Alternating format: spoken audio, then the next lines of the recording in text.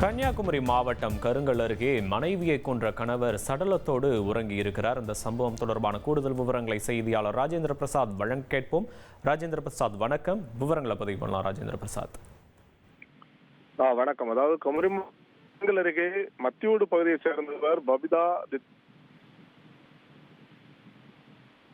முன் டார்வின் என்பவருடன் திருமணம் நடந்துள்ளது. இவர்களுக்கு 9 மற்றும் 7 வயது 2 மகன்கள் உள்ள நிலையில் பபிதா வசதியான குடும்பத்தை சேர்ந்தவர் என்பதாலும் அவருக்கு சற்று உடல்நலக் குறைவு ஏற்பட்டதன் காரணமாக வீட்டோடு மாப்பிள்ளையை பார்த்து ஒரு ஏழை குடும்பத்தை சேர்ந்த நபரை டார்வினை திருமணம் செய்து வைத்துள்ளனர்.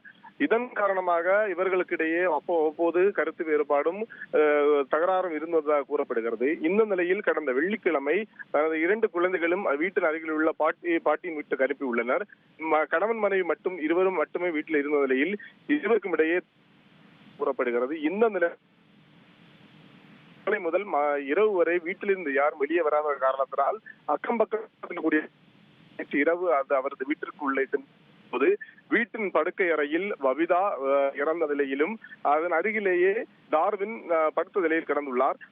இந்த சத்தம் கேட்டு டார்வின் எழுந்து பபிதாவின் உடல் அருகே இருந்து தன்னை வீட்டோடு மாப்பிள்ளையாக வந்ததால் மனைவி மற்றும் மனைவியின் குடும்பத்தார் அவமதித்ததால் அவளை காட்டை நிறுத்தி கொலை செய்ததாகவும் உடலை என்ன செய்வது என்று தெரியாமல் இரவு வரை காத்திருந்ததாகவும் கண்டு விவரங்களுக்கு நன்றி பிரசாத்.